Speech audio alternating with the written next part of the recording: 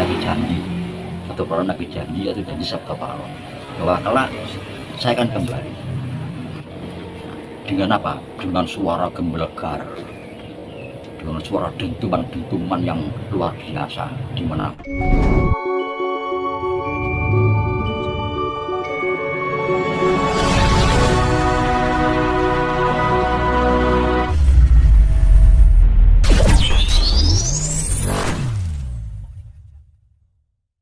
banyak teman-teman yang bertanya tentang eksistensi Sabto Palon Nage Janji itu, Mbak. Nah, itu kalau kemudian dikaitkan dengan hancurnya Islam radikal, apakah kemudian ada relevansinya? Nah, nanti tolong dijelaskan, ditarik ke ranah situ, Mbak Gatot. Untuk di awal-awal barangkali bisa dijabarkan dulu sebenarnya Sabto Palon Nage Janji itu maksudnya bagaimana, janjinya apa, kepada siapa nagihnya. Monggo Mbak Gatot.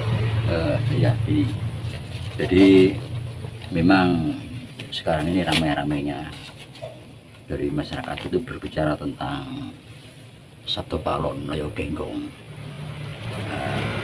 Di sini menarik ya, menariknya itu apa? Jadi banyak versi, halnya dengan Sesiti Jenar, Dewa Rudi, lantas Nabi Khidir, itu banyak versi. Dan juga dengan cerita tentang Sabto Palon Layo Genggong. Nah, di dalam syarat Sabto Palon ya, yang digubah oleh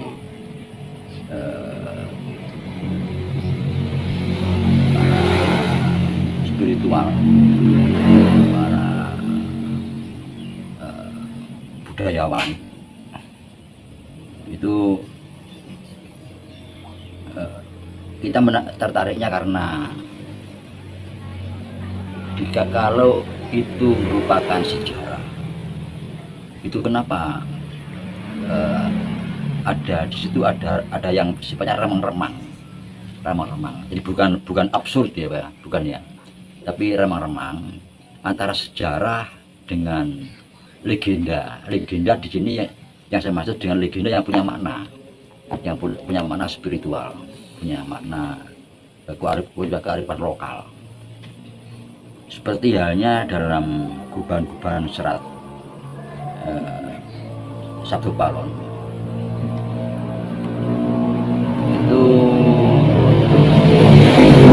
dari Ki Ronggo Warsito ya. Terus itu bukan ahli sejarah, tapi beliau juga paham sejarah. Beliau adalah seorang filsuf besar ya, Jawa. Beliau seorang pelaku spiritual yang sudah mumpuni.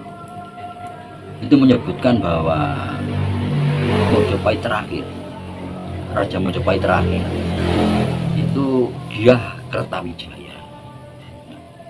Itu yang banyak disebutkan oleh para pujangga yang terkenal seperti Ronggo Warsito itu. Ki Ronggo Warsito sendiri adalah keturunan dari Dyah Kertawijaya memang. Dari semua para bangsawan, sultan-sultan yang ada di Kesultanan Mataram, Solo Jogja ya, Pakubuwono, Mangkunegaran, Paku Alam itu terah dari Dyah Kertawijaya. Di situ disebutkan Dyah Kertawijaya ini Raja Majapahit yang ke-6. Itu yang saya sebutkan.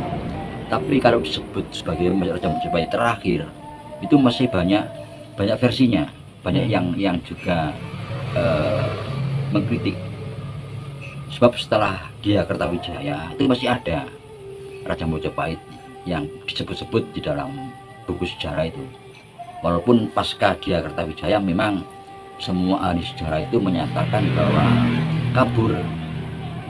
Jadi informasinya di dalam serat para raton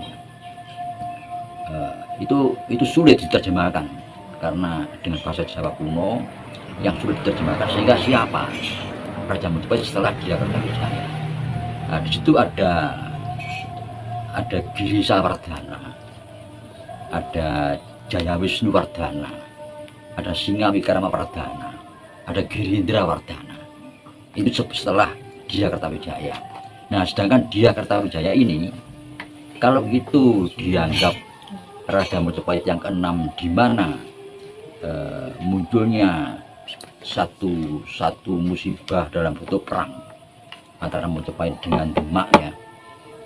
Demak itu merupakan kesultanan yang dibentuk oleh Raden Patah dari Pangeran Jimbuningrat. Itu Jaya Kertawijaya itu memerintah Majapahit sebagai maharaja itu tahun 1369 sampai 1373 Saka. Nah, ini kalau dimasaikan tahun 1447 sampai tahun 1451 Masehi. Nah, ini dianggap atau dinyatakan oleh para ahli-ahli filsafat, ahli sejarah yang telah Mataram itu sebagai Raja Majapahit yang ke-6, di mana terjadi satu bencana yang merupakan perang antara Majapahit dan Demak. Lahirlah sosok yang disebut dengan Sabtopalo. Nah, lantas sampai sekarang itu masih diperhitungkan tentang janji Sabtopalo, Nagi Janji Sabtopalo, Nagi Janji atau janji Sabtopalo, bahwa kelak saya akan kembali.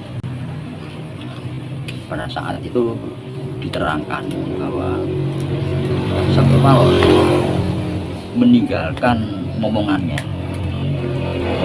itu ya Maharaja sendiri, Dia Kertawijaya yang bergelar Wijaya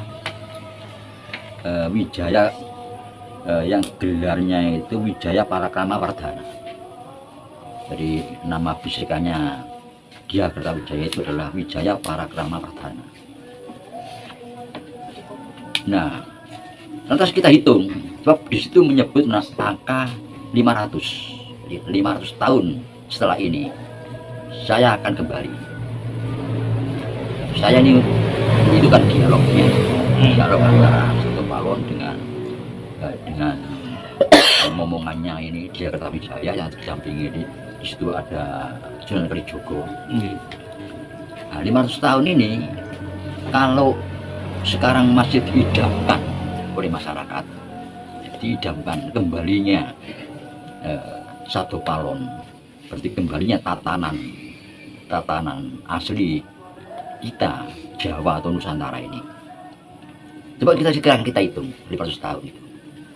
Sebab pemerintahan Dia Kertawijaya ini tahun 1451 dia lengser ke Prabon.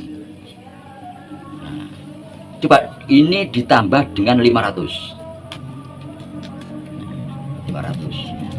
berarti tahun 1945. Nah, ini padahal ahli sejarah yang lain menyatakan bahwa Raden Patah itu bukan anak Dia Kertawijaya, tapi anak Kertabumi. Jadi jauh setelah Dia Kertawijaya, jauh. Jadi setelah Dia Kertawijaya yang bergelar Wijaya Jaya Wisnuwardana, harus digantikan oleh Wijaya Parakrama Wijaya Wardana, digantikan lagi oleh Girisa Wardana, dan digantikan lagi oleh Singa Wikrama Wardana, dan terakhir oleh Girindra Wardana. Pada zaman pemerintahan Singa Wikrama Wardana munculnya Kertabumi sebagai tandingan, dan Raden Patah ini putra di Kertabumi. Nah, ini pun masih belum dipastikan kebenarannya, karena semua ahli sejarah itu menyatakan bahwa setelah Dia Kertawijaya, Majapahit ini kabur, siapa penguasanya? Nah ini menarik. Nah, karena dipastikan bahwa kejadian semacam clash ya, semacam peperangan antara Demak dan Majapahit ini pada zaman dia Kertawijaya yang bergelar Wijaya Jaya Wisnuwardana ini, ya Wijaya Parakrama-Wardana ini tahun 1451, kalau ini ditambah 500 tahun berarti tahun 1945. Nah ini saya setuju. Kemerdekaan. Berarti kemerdekaan itu yang diidamkan. Nah sekarang setelah jatuhnya Mojopahit, kejadian apa yang suatu momentum yang sangat menarik, sangat besar, satu momentum yang besar bagi bangsa ini, ya kemerdekaan itu. Tidak ada yang lain, karena itu sesuatu yang luar biasa bagi kita sebagai bangsa. Nah, berarti ya kemerdekaan itu kembalinya Sabdo Palon. Ini kalau dihitung dari gubahan para raton, lantas prasasti, ya prasasti Waringin Pitu. Bab zaman dia Kertawijaya ini menerbitkan prasasti Waringin Pitu yang sangat menentukan sekali. Prasasti Waringin Pitu itu menginformasikan tentang susunan raja-raja, tentang tata pemerintahan Mojopahit. Itu ada di Prasasti Waringin Pitu itu. Nah, Prasasti Waringin Pitu itu diketemukan di Balung-Bulung, Sidoarjo. Prasasti sekarang di museum itu lengkap dengan tatanan pemerintahan Mojopahit. Nah, dari informasi prasasti itu dan dari informasi para raton, Pujangga Ki Ranggawarsita ini memastikan bahwa Raja Mojopahit ke-6 inilah yang munculnya Sabdo Palon. Nah ini kalau ditarik ditambah 500 tahun, Sabdo Palon mengatakan 500 tahun lagi saya akan kembali, berarti kemerdekaan. Di mana kembalinya? Pancasila ini. Pancasila ini. Jadi ini jelas merupakan satu pertanda besar, ya. Satu informasi yang akurat bahwa kembalinya kita dengan tatanan kita sebagai bangsa itu ya Pancasila ini. Cuma terproses kan. Nah terproses sampai semua menyadari bahwa Pancasila inilah yang memang membuat kita akan menjadi besar. Terus satu ideologi, satu diambil dari satu kepribadian bangsa yang ini dengan dasar negara. Dengan ini kita akan menjadi jaya dan kuat. Nah, cuma terproses, tidak begitu saja. Masyarakat itu langsung menerima, walaupun itu dari dirinya. Dia lupa. Nah ini terproses. Nah sekarang ini rupanya Pancasila betul-betul diterima oleh seluruh bangsa Indonesia dan dilaksanakan. Baik sebagai bagian maupun bagian. Nah, jadi pengertian Sabdo Palon agedanya itu ya 45 ini. Nah, kalau disebutkan Sabdo Palon itu akan diberikan tanda pada saat beliau akan muncul kembali.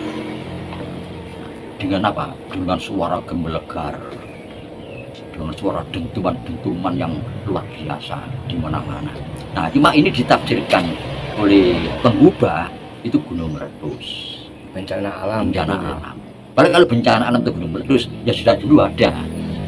Kita ini wilayah gunung berapi, Jawa, Nusantara ini banyak gunung berapi, sehingga namanya gunung meletus itu sudah biasa. Tapi yang dimaksud ini perang revolusi itu, perang revolusi ini. Jadi dan dimulai dari tahun 1900, perang dunia I, perang dunia II, terus revolusi fisik di negeri kita ini betul-betul merupakan satu pertanda memang waktu itu bahwa kita akan merdeka. Ini yang ditangkap oleh Bung Karno. Kelak setelah perang Pasifik Indonesia merdeka. Nah ini karena Bung Karno paham dengan serat Sabdo Palon ini bahwa setelah terjadi dentuman di mana-mana, bahkan bom atom pada di Hiroshima Nagasaki ya, dan kita diberondong oleh pasukan sekutu Belanda dengan dibonteng oleh Inggris dan sebagainya, Inggris bonteng Belanda dan sebagainya itu sampai semua dijadikan lautan api. Surabaya menjadi lautan api, Bandung lautan api, Jakarta, Medan lautan api. Ini pertanda bahwa Sabdo Palon akan muncul kembali. Ini jelas. Kan 500 tahun setelah berakhirnya masa pemerintahan Dyah Kertawijaya yang bergerak Wikrama Wijaya Parakrama Wardhana. Ini jelas. Nah, cuma berlakunya Pancasila secara utuh, secara murni dan konsekuen ini sekarang.